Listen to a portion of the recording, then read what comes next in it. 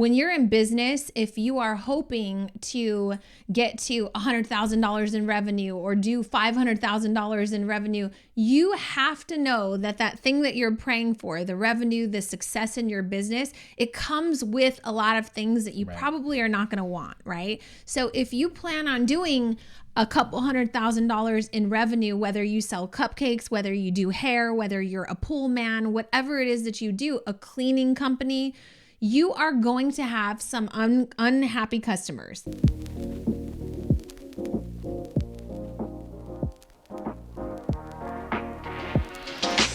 Welcome to the Push Podcast. Hey, welcome back to the Push Podcast. I'm Janelle Copeland. And I'm Edward Copeland. And we are the Copelands. We are just laughing because our youngest child has the noisiest shoes on, and she's the producer today. Yeah, she's the producer of our show, and she has the noisiest house shoes ever. It sounds like she's stepping on plastic, like, I don't know, plastic. Cellophane. It just makes that squeaky noise, like she's plastic and like water Easter mixed. Basket wrap. You know, the plastic that just makes a lot of cellophane. Yeah, cellophane. Yeah. So she's what actually the hell not stepping on is cellophane. Those shoes made out of? Well, so it's good to see you. God, I feel like we have been through a lot. It's good to see you. No, I'm just talking to the people. It's good to be in your cars, your living rooms, your where are we? I wonder that you're listening to. I think what you're referencing is the fact that we were down for the count early part of January. We had COVID. If you missed that, go listen to the previous episode. We don't even know where we got it from or how we got it. But this is the first week, I think, where we're feeling really good. Yeah. Did you feel like you had like COVID brain? Like, did you, like, some people complain about, I feel like I had COVID brain before I got COVID, but yeah. Like that's they had, probably like, one of memory. Well, that's one of my worst fears in life is like I'm going to have some sort of dementia early set onset Alzheimer's, whatever the heck you call it. But if I start losing memory and losing like memories, that would be the death of me. Yeah. You know what really sparked me down? That thought was we watched that movie. I think it's The Father. Okay. With now I don't remember the name of the actor. Jesus Christ. I don't know what you're talking about. Well, he was suffering with dementia. With wait, was Kevin Hart in that? No, it was. Oh yes, I do know what you're talking about. The guy who played Hannibal Lecter. And the woman that was in The Crown. Right. We don't remember any of their names. Anthony Hopkins. Oh my God, my brain. Maybe something's wrong with you. Yeah, Jesus. But it was one of those things where, if you haven't seen the movie yet, it was one of those powerful movies because you're watching this man like literally lose his mind, right? And then you, the viewer, don't know what's real and what's not, right? And it just was really, really sad and powerful. So it makes me take a bunch of vitamins every single day that help my brain. Keep doing it, babe. I have a what in the world. Okay, tell me what's all right. So I had a hairstylist for the last few years who got my hair to be super healthy. The women that are listening know how important a hairstylist is to them. I know your mom has been going to the same hairdresser for like 40 years. So when we find someone like that's your one true pair, that's your soulmate hairstylist that keeps you proper, and you're just going to go for year after year, decade after decade. Even if you see like the person next to you who may do better hair, do you have like that awkward moment where you go, oh, I wish I went to that person? I mean, maybe. I don't know. But for the most part, women are pretty loyal to their hairdresser. Right. Even if they don't necessarily like the hairdresser, they're like, it's safe. Oh, you like the personality. All of it. Sophia can attest to this. One of my best friends, like we went to the same woman when we were in our 20s, just I think out of desperation. I mean, it was prior to social media, but we were just like, I don't really like the way she does it, but whatever. Literally, like I hope she's not listening because she'll know. But I think only as like adults in our 30s, we were like, okay, let's find someone new, right? Yeah. So anyways, my hairstylist moved out of the state and I needed to find someone. I put up a couple polls on Instagram. I literally have a Google Doc of about 15 people who, it took me like a whole day. I was stalking their pages on Instagram, looking at their work. Do they specialize in what I'm looking for? I have pretty dark hair. I've got some grays coming in. Like, I need to have a relationship with someone. And something that's important to me as an artist is I want to find someone who is an artist in their field who can tell me this is what we're going to do with your hair. God, that is so important. Like, we talk about this, like we talked about this during the remodel, like when you don't have someone that can give you guidance, direction, right? That's an expert. Suggestions. And I can't stand when people who are experts don't do it. Oh, I can't either. Can we do another podcast on that? But yeah. I had a pool man come this weekend and he was like, so what do you want to do? And I go, what do you think I should do? I don't and know. I That's literally, why I called you. when I work with people like that, I always tell them out of the gates, like, I'm looking to hire a professional that can give me better ideas than I can give them, who 100%. Is not a working professional in your industry. So that's how I feel when it comes to finding a hairstylist. Like, I have this color because this is what I think looks good. Right. But what do you think will look good on me? Right. You know, and you think giving too much information. But I got Botox today. I told the doctor literally, what would you do if this were your face? Like, I'm not here to tell you what I want. You're beautiful. Right. But I'm not here to tell you what I want. Like, you're the professional. You went to school for this. You are wearing the lab coat. We're going to have to do another episode. Okay, so back to my what in the world. So I reach out to a ton of hairstylists. I think I narrowed it down to maybe 5 top key ones, right? And then someone slides into my DMs and says, hey, I see someone tagged you in my my Instagram. I'm just going to tell you his name was Caesar, almost. Works at Lux Spa Salon in Glendora. I don't have anything to hide. And he was really nice. He slid into my DMs and said, hey, I just want to let you know, I heard about you looking. Someone tagged me. Here's my work. And by the way, I had a cancellation on Thursday. Would love to fit you in on Thursday. Wait, so this is via messaging? Instagram. Okay. All right. Because you gave it a really nice, voice to it. Yeah. So I thought, wow, this guy, how nice, right? Right. He wasn't in my top 5, but I was like impressed with, okay, you gave me an opening. My anniversary is on Sunday. So I'm happy to like be seen a couple days before that. I'll have some fresh hair, And so it just kind of worked out. And so I went with the recommendation. I booked the appointment with him. And what did I do? I was like, I hope this is the right guy. I hope, right? Why? And I believe in like you're manifesting things. But it's still my hair. Right. And it's very important, right? Right. So anyways, I booked my appointment with him. I have 2 days that are going to go by. Mind you, at this point, everybody's getting back to me.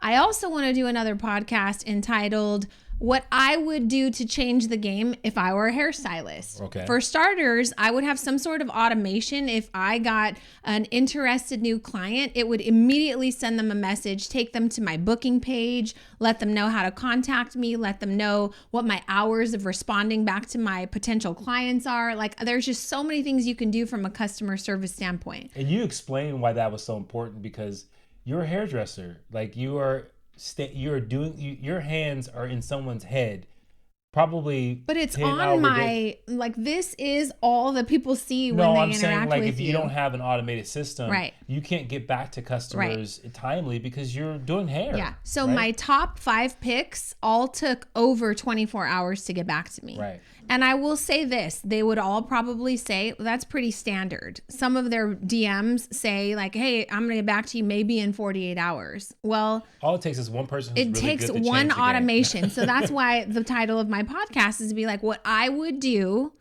if I needed to change the game, right? So first would be automation. So anyways, fast forward. It's the day of my appointment. I even did my own hair that day just so that way it could be like straight. This is what I normally look like. I want to walk in. You give me some ideas. Like I was already a brainstorm with a professional who is trained, who loves what they do at a new salon that is a reputable salon in the community. And I was ready. So I forget my phone at home. I have to go back home. It only takes off 2 minutes off of my travel, but whatever. I felt kind of bad. I'm a new client. I don't want you to think that I'm always going to be late. That stuff's important to me. So I send a message and I say, I just want to let you know I'm running 2 minutes behind, but I'm pulling up right now, so I should be walking in. He responds, no problem. I can't remember what he said. No problem. I'll make sure that someone takes care of you or something like that, right? It was okay. Perfect. So I walk in literally at my appointment's at 11. I walk in 11:03. Hi, I'm here to see Caesar. The girl at the front counter looks confused. That's already, that's questionable. Why are you laughing? Because when you're working the front desk of anything, you should never look confused. Because you should know who's there, who's coming, who's going, what their schedule are. So when you go to any front desk and they look confused, you go, what kind of establishment is this? Okay, I'm already nervous. You look confused. That's even more concerning. So then bewilderment. You'll understand why she was confused. So she turns to someone else. Maybe she was training. I don't know. And the girl walks over and she goes, she's here for Caesar. And that girl looks confused. Like no one ever is here for Caesar. Right? Well, maybe that. Maybe I'm not on the books. Maybe I don't know what it is. Well, it turns out Caesar's not there. Yep. Okay, but I just texted him saying that I was going to be late. So where's his response saying, no problem, I'm also running a few minutes behind? Right. No, I didn't get that, right? So then I literally, after watching their bewilderment, I said, wait, is Caesar not here? Like that could be the only explanation. I either don't have an appointment or Caesar's not here. And she goes, no, he's not, but you could sit over there. And they point to a chair. So I walk over and I sit down and I'm like waiting a couple minutes. Like, okay, well, he had every opportunity to say I was also running late, but he didn't. Right. So then I pull out my phone and I respond and I said, wait, are you not here? Mm-hmm.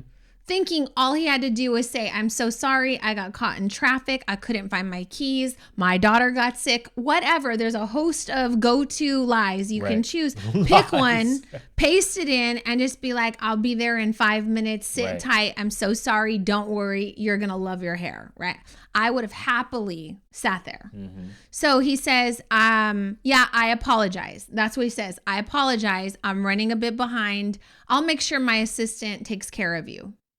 Okay. So I'm like, wait, assistant takes care of me. Is she going to do my hair? Mind you, this is your first time. First time. Yeah. And I don't even know, I didn't get the consideration that I gave you as a client.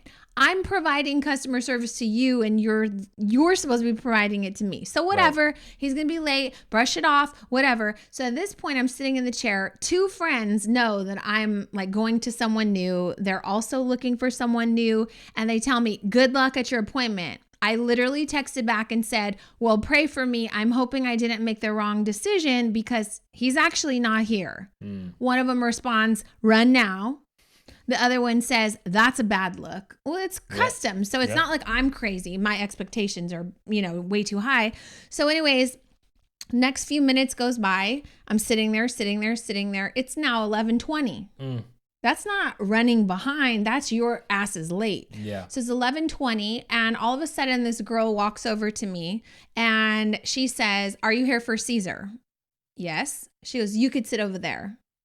So I get up, walk over to the next chair. It's across the way, whatever, sit down. And I'm just confused. Next thing I know, I'm on my phone, like, okay, I don't know what to do, maybe texting someone. Next thing I know, she starts touching my hair, puts it up in a clip, and I'm like, oh, okay, we're doing this. Like, you haven't said hello. You haven't greeted me.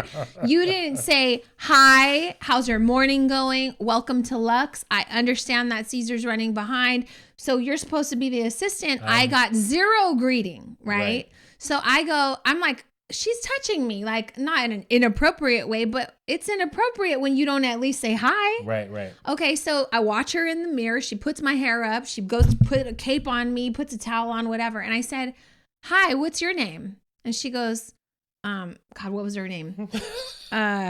Isabella. Griselda, something like that. Let's just say it's Isabella. She goes, Isabella. And I'm like, literally nothing else. Right. And she goes, do you know why you're here? No, you know why I'm here? Jesus is coming? Yeah, I know why I'm here. I said, yes. She goes, what are you having done today? color. She goes, what color? Am I supposed to name the name of the color? I don't know. I said, well, I was hoping to get Caesar's suggestions. Right. You know, I'm kind of open. And then all of a sudden she walks away.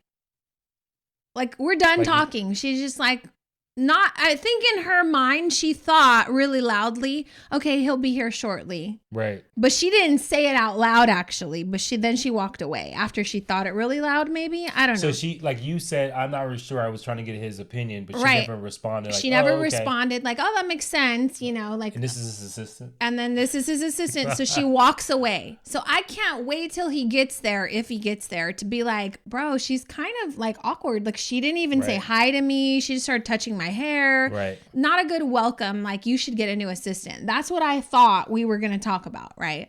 So then it's 11:25, and all of a sudden I see, I guess, Caesar walk in. Right. He doesn't come to me, though. He walks to the chair that I was sitting in, where now there's another girl in who's got a cape on, and she's also waiting to have her hair done. So he walks up to her, unclips her hair, starts fluffing it around, and I'm like, oh, he's going to probably try to do her hair and my hair at the same time. Mm-hmm. Like, not a good look, considering you're really, really behind. Right. And so I just like kind of wait and I watch, and then he walks, you know, across over to me. He's like kind of like, you know, a little bewildered, like looking for things. And he goes, are you here for Caesar? And I said, yes. No response. And he's just like, I think he's getting his apron or something, like getting ready. And I go, wait, are you Caesar? And he goes, yes. And then he pulls my hair down, starts kind of like looking at it, whatever. No hi. No, thank you for waiting almost 30 minutes. No, welcome to Lux. No, here's some water. Like, thank you so much for your understanding. There's a host of, again, copy paste responses that any normal person who cares about customer service could have easily accessed and then pasted into a conversation with me. Right. But I see that maybe you're flustered, maybe like, I don't know, maybe you're behind, maybe you're disappointed, maybe somebody hit your car. There's a host of things that you could be saying to me to make me feel at ease, right? Right. So he's kind of going through my hair, and I said, mind you, not a hello, not a greeting, not a thank you, not a nothing. All he asked me was, are you here for Caesar? Yes. I literally had to say 30 seconds later, are you Caesar? Yes. That's it. That's weird, right? Right. Okay. Then he like is going through my hair, and I said, are you going to be doing my hair the same time that you're doing another client's hair? And he goes, yes. Is that going to be a problem? I paused and I said, kinda. Before I could even finish, he undoes my cape, takes off my towel, and he goes, well, we don't have to do your hair today then. And so basically I get kicked out of the chair, right? Because what am I doing? So I stand up and I go, well, what about my deposit? And he goes, oh, don't worry, I'll send it to you. So I kind of like stay there, and he goes, well, I don't have service in here, so I have to go outside. And I go, okay, like implying you should go outside. This is all happening so fast, and I can't even process this. So we go outside, and I'm like watching him as he's on his phone, maybe Venmoing me. He literally looks over his phone with his eyes, and he goes, I'm going to send it to you. You don't have to stand here and wait for me. And I was like, okay, just so we're clear, this isn't a very good experience. And he literally said, I've already apologized to you. What more do you want from me? Damn. And I said, actually, you didn't actually apologize. And I'm getting ready to say, you didn't actually apologize verbally to me. You haven't even spoken to me. You apologized via text. But he cuts me off and he says, I already apologized to you. What more do you want from me? And I said, I want you to know that this is not a very good experience. He said, I told you my assistant was going to take care of you. I said, yes, she didn't even say hi. She didn't greet me. And so I'm trying to talk to him, and he goes, well, I'll send you your deposit back. And like I said, I've already apologized. What more do you want from me? Looks at me dead serious. And I said, I don't want anything else from you. And he goes, okay, have a nice day then, and walks away. So I was so baffled that I went straight to my car and I just did an Instagram live, which I have never done. But I was like, How is it that I am a business coach and mentor to business owners, and this is the treatment that I would get? Unbelievable. God only gave me this experience to use as a teachable moment. There's no other reason. It is unbelievable. Like, that story is just like, you told me and I was like, oh, I don't, like, what possibly could he be thinking in his mind? But the first thing that came to mind, and I hope I don't offend anyone, is that's a straight bitch move. I just thought it was just like, I was like, wow. I can't. Actually, what you said when I told you the story, you paused and you said, what a bitch. I almost fell out laughing. And you go, there's really no other way to say that. That's like just a bitch move. And I was like, this is a professional, like in an industry that is representing not only his own personal business, but also one of the premier salons in the community, right? I know the owner here. I know at least 6 different stylists here, like 2 of which I would have probably chosen, but they're going on maternity leave or leaving to go vacation or not taking clients or whatever. And so I was just like, what am I missing? Like, did I do something wrong? I know I didn't do anything wrong because the whole experience was just weird. And we talked about this in the learning, I think, for those that are listening to this, and you may be thinking, oh my God, that's a horrible story. Mm-hmm. But the reality is that so many people operate this way. Mm-hmm. Like, they're not really conscious or intentional about their own business or their own career. They're just in this autopilot, and it's infectious. And so his assistant operates exactly how he operates because he has made it okay. Mm-hmm. And then all of a sudden, because he probably deals with like reoccurring people, to your point, mm-hmm. that may not like him, but they go, oh, he's safe because he's done my hair before. But you operate this way, and then you wonder when the well dries up and your business is struggling or your career is going nowhere. Well, then you blame it on the government. You're wondering pandemic. What happened. Well, what's happening is that you're not intentional. You're acting like a little bitch. Like, exactly. But you said it. I know. And the only reason why that came to mind is because I was just like, that is the only phrase I could think of that it could characterize this, like how you were treated. And it was frustrating because I'm like all he had to do was use words, right? And all he had to do was be intentional. Like, this person's brand new, and I want them to have a really great experience so I can earn a new customer. Right. And I just think in today's like age, you don't know how many followers someone might have. You don't know what kind of influence they might have. I might have been maybe running for mayor of the city or something. You just don't know who someone is. Not that that should matter, but it has a lot of weight. You know, like as a business owner, I was like, I want to be careful that I'm not flipping people off on the road when I'm driving to my business that serves the community, because I don't want someone to be like, that's the bitch that flipped me off. Like, maybe it was rightful. I still don't want to be labeled as someone who owns a business that was rude and has a reputation of, you know, hey, she's crazy or she did this to me. Like, I just was very cautious of that. Yeah. And I think that when you own a business, like, part of how you operate is bigger than you, right? Mm-hmm. Because you are serving people, you're impacting their lives. Maybe you have a business that helps, improves, enriches, whatever it is. Doing someone's hair is an enrichment, right? Because so many people struggle with self-esteem, and maybe when they get their hair done is when they feel their best, right? They feel like, oh, I feel my best when my roots are done, or I got a clean cut, whatever the case may be. And so you're enhancing someone's life in a sense of how they feel about themselves. Mm-hmm. But I don't think people are intentional enough and conscious about the impact they have, right? And so I think when you look at that story, you can look at it and say, oh, that's a horrible customer service. But really, it's just like not being a conscious courteous and compassionate and Human. empathetic human being. Right. Right. And I want to be clear because obviously we have this platform and I don't want this to be like, oh, wow, she talked badly about this person for 20 minutes. No, you I'm gave facts. talking about this from a factual customer service perspective, but I am a business mentor / coach to small business owners. So Right. here are the key 3 learnings that you need to know. When you're in business, if you are hoping to get to $100,000 in revenue or do $500,000 in revenue, you have to know that that thing that you're praying for, the revenue, the success in your business, it comes with a lot of things that you Right. probably are not going to want, right? So if you plan on doing a couple $100,000 in revenue, whether you sell cupcakes, whether you do hair, whether you're a pool man, whatever it is that you do, a cleaning company, you are going to have some unhappy customers. It's going to come with all the happy ones. You're going to get a couple that you just miss the mark on. Yeah. And here's what I recommend that you do when you miss the mark with your customers. 3 simple things. Number 1, sincerely apologize. I am so sorry that I dropped the ball. I'm so sorry I missed the deadline. I'm so sorry to have kept you waiting. I'm so sorry that, I was running behind. Whatever it is, a sincere apology goes a really long way.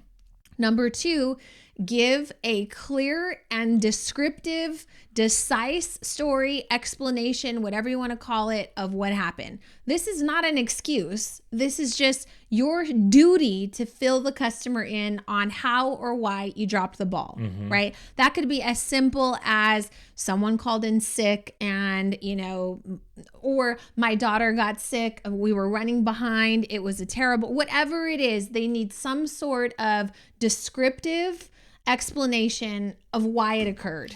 And can I just add? Sure. Is sometimes that can just be, hey, I really missed the mark. I dropped the ball on this and it won't happen again. Right. Like Third thing, yeah. And then you can comment on all of it.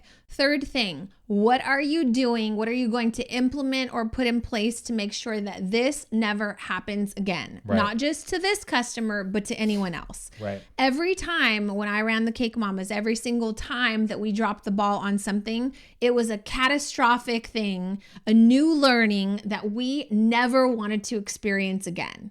So if we missed an order, it was immediately, we are going to take the steps of making sure that our printer has already been contacted with our order forms and we are doing duplicate copies so that way we have a double receipt, right? Whatever it is, it's like you owe it to the customer to give them not only an explanation, but a reason on, or an explanation on what you're going to do to rectify the situation so it never happens again, not just to them, but no one else.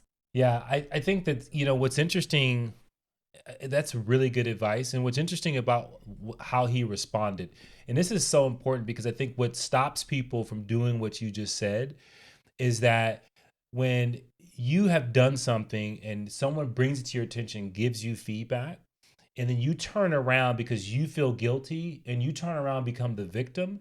And the way drives me nuts. The way I knew that that's what happened is he responds, I already apologized. Right. What else do you want from me? What more do you want from me? What more do you want from me? Basically saying, You're now the you've problem. made me feel bad. Mm-hmm. What else do you want from me? Right. It's like, now I am the victim in this situation instead of the person that needs to take full responsibility. And it is your job to make things better. Right. It is your job to say, hey, I know I really dropped a ball. This is your first time here. I just completely miss it. I'm not having a great day. I really want to make this up to you. I could tell you this is not how I operate, and I'll make it up to you. I'll do this for you, whatever the case may be. And sometimes people are not looking for monetary things, but they're just looking for a gesture that says that you care about the fact that you let this person down. Do you know someone from that salon? First of all, several of the salon stylists from that salon and stylists everywhere messaged me and said, I'm so sorry. That's a bad look for our industry, or that's a bad look for our salon. And someone said, I would be happy to give you a complimentary color on me just because of that experience. And I thought that was really sweet. I don't want anything for free. I just wanted him to understand. So So I did a, quick 3 tips. Like, these are the things that you can do if you are a business owner, because you will let customers down. It's just part of running a business. I used to always be like, okay, we can't have any negative Yelp reviews. Right. A negative Yelp review is part of running a successful business. You're Not everyone will like your cupcakes. Right. Not everyone will love their hair. Not everyone will like your attitude. And so you just have to figure out how to please people the best that you can. But there was no effort on this end, right? Yeah. And so... you mentioned something and you said it really fast, and I hope people, like, when you have a dream, when you have aspirations, whether it be career-based, your own business, relation, whatever it is, when you're asking for something and you're looking for it, you have to be willing to accept all that it comes with it, right? And the one thing that comes with ownership and having a business is responsibility to the people you're providing a service to, right? And oftentimes I interact with people who love the idea of their career or their business, but they hate like customers. They hate interacting with people. And I go, I don't understand. Like they're literally the only reason you have a paycheck. Right. And so you think you can just, have this successful thing and not interact with people. But part of it is you have to understand, like, how do I get myself geared up for something that I got to get to a place where I can enjoy it. Right. So that's a great segue into the next topic of today's conversation, which is we just celebrated our 17th year of marriage. Huge accomplishment. People sent many DMs and well wishes, and they were all greatly appreciated. I really appreciate you. I think you're a great husband. But what I want to say, like the topic of our weekend getaway, we just had the most amazing, it was probably the best anniversary we've ever had. You did such a great job. I had so much fun with you. But one of the topics we talked about was like, people want to pray for a husband. They want to pray for a relationship. They want to pray for a business. They want to pray for success. But you have to be willing to accept all that comes with it. Everything. And so to get to 17 years of marriage, you have to be willing to accept all of the times you got on each other's nerves, all of the times you were frustrated, whatever that comes with, but know that it comes with things that are not going to be really enjoyable in a lot of cases, like having kids. You pray for the new baby, you pray for the little puppy. You have to also be willing to accept all of the hard work and duties and responsibilities and discipline that come with nurturing that blessing that you are praying for. Yeah, and I think it's interesting because like people will say, "Oh, yeah, you guys have a really amazing relationship," and "Oh, Eddie's a great husband." But will they be willing to take, the early version of me to get to the 17-year version of me? At this point, I have sunk cost bias. Like, if some shit pops off, like, we're not going anywhere because I'll be damned if I'm going to let somebody, like, run off into the sunset with 18-year into it Eddie. Right. Bitch, I did all that work. Ain't nobody taking over this leg of the relay. Like, that's just impossible. Can you imagine? Yeah. Like, you would be okay giving somebody the best years of me? No. I'm super calm. Like, no way. Can you imagine? But that's the part. Like, that's the I think and this is important. Like you aspire for things, and a lot of times you're aspiring for the outcome of what a goal or an achievement or something that you've done that can bring. You like the outcome could be more money, it could bring better relationships, it can be freedom, whatever it is. We all aspire for those things, but I think if you had to sign the deal that said, "Hey, yeah, I'm going to get you freedom and you're going to get all these rewards, but you got to go with 10 years of struggle," would you still sign? Right. Is there a signing bonus? I mean, there's no signing bonus, right?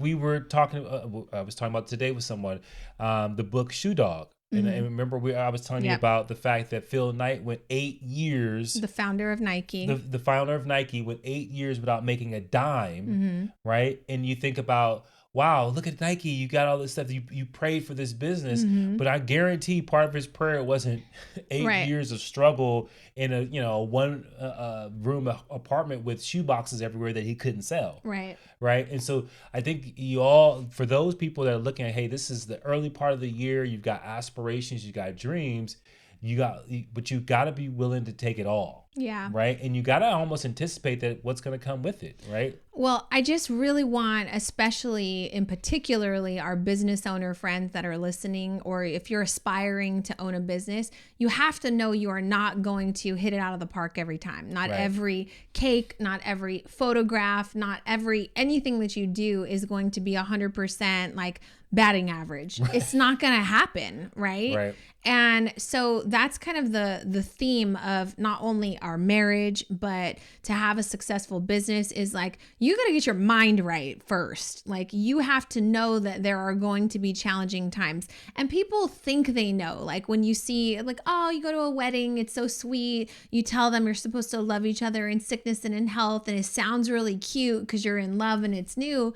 But you don't really know all that's going to come. Failures. Right. It's riddled, right? Riddled with failures that make what you're looking for. Like, failures are what actually create the golden goose. It's what creates the thing that you really want. Yet no one would ever sign up for it. If you were to look at this contract and it said, okay, yeah, you're going to get your goal. However, you're going to be broke. You're going to be the last dime. You're going to be in debt. You'll file bankruptcy. You'll fight for a whole year straight this year. You'll be miserable for like you sign all this stuff and say, okay, this is going to take about 12 years, but don't worry, you're going to get there. Like, but even having kids though, I mean, like that was so hard when they were younger, and just like going back, like they always say, like, would you go back and redo like your adolescence? No, don't want to do that. Thank you very much. Right. But would you go back and have infants and brand new newborns again? They were so cute, but no, like that was so hard. And we were talking a second ago about how like, I'm not giving you up because I put in all this work. Right. In year one, I was like praying for someone to take you off my hands. Like, just being super real. Like, I had inherited, my two stepdaughters. I also had a baby within the first year. We were not only trying to figure out how to be parents to 3 kids, but how to pay a mortgage, how to have a relationship. Like, you had never even experienced what a marriage was supposed to be like. No. Like, you thought you got married, that just means you get sex every day. And I was like, I remember after I had Jordan, like the last thing I wanted to do was like any of that. Right. And I remember sitting on the other side of the bed one time, like thinking to myself, like, my husband's going to have an affair if I don't at some point show him some affection. And I was like, Lord Jesus, please find somebody to take care of him right now, because I can't take care of one more human. Like, I'm being so real right now. Right. But what I'm saying is I would not sign up for that in the contract if I had to relive that feeling again. And today there's like no way that I'm letting anybody take you off my hands. Make sense? That's good. That makes perfect sense. Yeah. So happy 17 years. Thank you for your customer service. I appreciate you. I do want to tell everyone that this is another kind of sunk cost bias with us, but you are a man who's great at many things. Right. Many things. This doesn't sound like it's going to a good place. That's great. Thank you for listening to this podcast. You're not very romantic, would you? Okay. Let's just be real. So for 17 years, I'm like, haven't got a piece of jewelry. Nah. Is it like, it's just not really in you. So anyways, this year, new Eddie, new year, new you, and I am here for it. My husband takes me to a weekend getaway for our anniversary. We go and we're staying in LA. We had such a great time. We go to this amazing restaurant, and right when we get out of the car to go into the restaurant, he grabs this big freaking puffy jacket and puts it under his arm. I have like a black looks button up. really nice. And I go, what are you doing? Kinda Leave your jacket in the car. And he goes, nah, I might need it. I go, nah, I got my wallet in there. Yeah. I got things in there. I go, put it in my purse right now. You cannot walk in with that jacket under your arm. And I'm like, no, this jacket's part of my stilo. Let's go. I go, your stilo sucks. I said, literally, you look like a child who just finished playing at a playground, who's like running into a nice, assembly at school, holding his jacket, put it in the car. And he goes, come on, babe, let's just go. I'm carrying my jacket. I don't want to lose my jacket. I don't want to. He says it, and I'm like so annoyed that he's looking so nice and balls this jacket under his arm that he's not going to need, right? Mind you, I'm going to be freezing. If you need that jacket, what do I need, right? So anyways, we go into this restaurant. We went to 71 above, in downtown LA, overlooks the whole city. It was the most romantic thing that we've ever done or been to together. And so we're just like over dinner talking about our future, talking about all that we've overcome, literally mapping out like our next trips, like dream vision board type stuff. And I don't know what your version is. So I'll start it and then you tell your story, because I don't even know what really happened, but we're talking and, we just keep bouncing ideas off of each other. And I turn for a second and then I get a thought and I come back and I'm like, I lock eyes with, it's an intimate table, right? So we're kind of like holding hands in the front of the table and I go, so what do you think about, and he goes, hold on a second. Like, you cut me off. Mm-hmm. Do you remember? Yeah, we were talking about how many countries. Okay. Right. And so then I was like, okay, cool. I'm going to tie that to what I was already going to say. And like, you started talking and I was like, no, hold on one second. I said, I want to make sure that we can go see these 46 countries together. And then I don't remember. And I said, yeah, but blah, blah, blah. And he cuts me off and he says, wait, stop talking. I'm talking to you. And I look at him kind of sideways and he goes, pay attention. And I was like, who is this? And then it dawned on me what was going on, but he had a jewelry box open with a ring in it. And I literally lost my mind. And I was like, will you marry me? I didn't even hear that at all. So a little backstory. Again, what would you sign up to get to the 17 years happy marriage? I never got proposed to. Ever. It was like a business decision. We decided to get married. We did it. That's because you went on and got pregnant. Really? Another episode, another day. So we just decided to get married. So for 17 years, he's had every opportunity to buy me a piece of jewelry. I don't care. Propose to me with a bracelet. Propose to me with hoop earrings, something. Never, nothing, not once. So he's in the middle of the restaurant asking me to marry him. And I just lose it. I start crying. It was the first thing I asked you. Did you do this all by yourself? I was like, which one of our kids put him up to this? Like, who helped him? How did he pull this off on his own? All by and myself. He said, all by myself. And I literally could not stop crying. It was the happiest moment of my life. Oh. That was so sweet. And so then he says, wait, yes. You didn't answer me. I'm like, yes. So people in the restaurant literally think that he proposed to me. They don't know that we're celebrating 17 years of marriage. Right. But it was one of the most beautiful moments that we've had together. So I want to appreciate you for that. Why? So the tough thing about this woman here is like keeping secrets is hard. For me. And then the key thing is that she asks so many, she challenges everything. Because I pay attention to all of it. So I'm like, leave my damn jacket alone. People, the reason why I needed my jacket is because I needed to have the large box in the jacket. I could not put them in my skinny pants. I get it now. I would have had a big box bulging out of the side of my leg. I get it now. And you would have been like, what is the hell is in your pocket? Surprise ruined. Right. And so I'm taking my jacket because that's the only way I can conceal this box. And so she's like hassling me over, and I'm like, if she only knew, leave me the hell alone. I didn't get it, but I got it after, and it made for an even funnier story. I even put the box in my pocket just to show her this is what it would look like if I would. Well, I'm glad you didn't, because I would have for sure said, what the hell is in your pockets? But yeah, nothing kind of gets past me. So now that I know that you have it in you, then I'll be expecting like, oh, maybe he's doing something. Yeah. Okay. But then you can't let me down. You're like, oh, I was just cold. Right. And then I'll be so ruined. So you've set the bar really high. I hope that you continue. Yes, that I was think fun. this whole romantic thing could be something I can embrace. Look at you. You're 17. Oh yeah, my I'm God. not letting go of that. Sorry. So, anyways, this episode was full of a bunch of personal things, but I feel like that's why we started this podcast, was to talk to you about how everything that you go through in life can somehow relate to some sort of learning, some sort of introspective, way to kind of look at it and process it to be useful for you in the future. Right. And so I think everything that we shared today, can be useful to you in some way, shape, or form. You may not have a business, but you are still interacting with humans. And so if you are running behind, you should apologize. If you, I'm sorry, Jordan's looking at me really funny. What are you doing?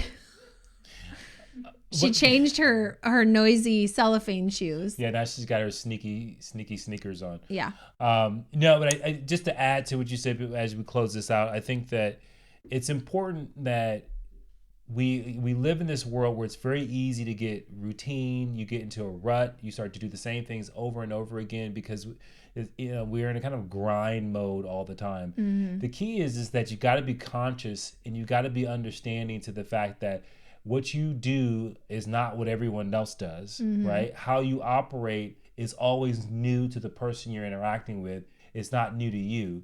And so if you don't lend yourself to understanding that I've got to create experiences for other people, especially if I have a business, even if I have a career, that's even with relationships, right? Yeah. It's like, don't get to this place where you stop thinking and being conscious and intentional around the person you love. Like, I think that it was important for me to be intentional, like weeks out, a year out of thinking, okay, I want to get my wife this. I want to make sure I make it special.